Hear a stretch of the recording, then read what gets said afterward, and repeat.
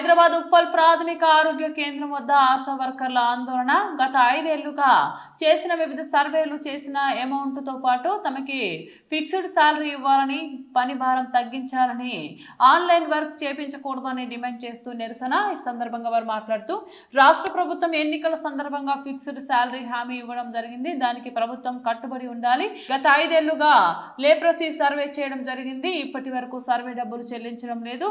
లేప్రసీ తో పాటు వివిధ సర్వేలు చేశాము, ఏ డబ్బులు చెల్లించలేదు. ఇప్పుడు మళ్ళీ సర్వేలు చేయమని అంటున్నారు. ప్రభుత్వం మా సమస్యలు గుర్తించి సర్వే డబ్బులు, నిర్దేశిత జీతం, పని భారం తగ్గించి సమస్యను తీర్చాలని డిమాండ్ చేశారు.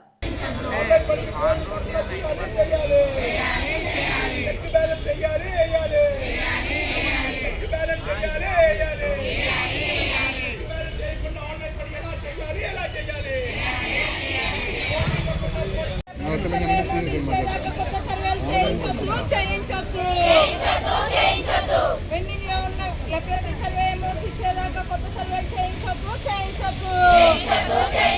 రాష్ట్రాలతో ఆన్లైన్ వర్క్ చేయించకూడదు. వాళ్ళకి గీతాలు వేయాలి.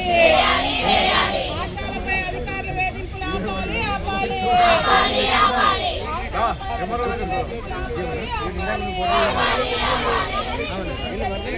కొత్త సర్వేలు చేయించకూడదు. కార్మికుల్లో గుర్తించి కనీస వేతనం అమలు చేయాలి.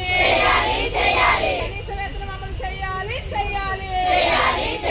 కనీస వేతనం అమలు అయ్యేంత వరకు ఫిక్స్డ్ వేతనం ఇవ్వాలి. టార్గెట్ పేరుతో ఆశాలను వేధించకూడదు.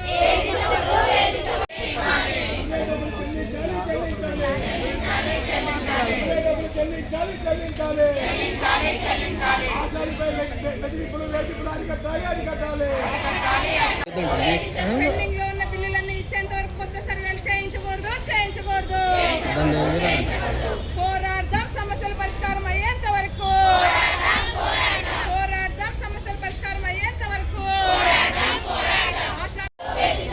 ఆశా కార్మికుల ఐక్యత.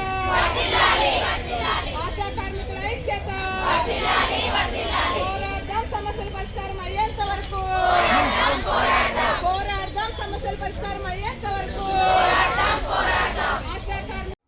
నా పేరు ఎం రేవతి కళ్యాణి, మేడ్చల్ మల్కాజ్గిరి జిల్లా ఆశా యూనియన్ జనరల్ సెక్రటరీ అండి.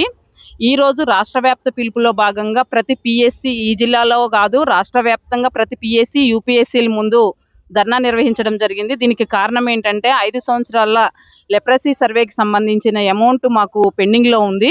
అలాగే అనేక రకాలైన సర్వే అమౌంట్స్ మాకు పెండింగ్లో ఉన్నాయి.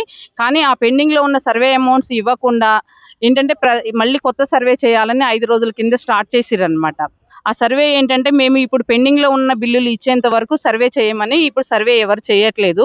కాబట్టి ఈ ధర్నా నిర్వహించడం జరిగింది. గవర్నమెంట్ దిగి వచ్చి పెండింగ్లో ఉన్న బిల్లులు బడ్జెట్ రిలీజ్ చేయాలని మేము ఈ ధర్నా చేస్తున్నాము. ఈరోజు మొదటి రోజు అనమాట. దీనికి సంబంధించి 27వ తారీఖున కలెక్టర్ ఆఫీస్లో ధర్నా ఉంది. అప్పటికి కూడా గవర్నమెంట్ దిగి వచ్చి బడ్జెట్స్ కేటాయించకపోతే మళ్ళీ ముందు కార్యాచరణ అనేది యూనియన్ రూపొందిస్తుంది. ఆ కార్యాచరణలో భాగంగానే పోరాటం చేయడం జరుగుతుందండి.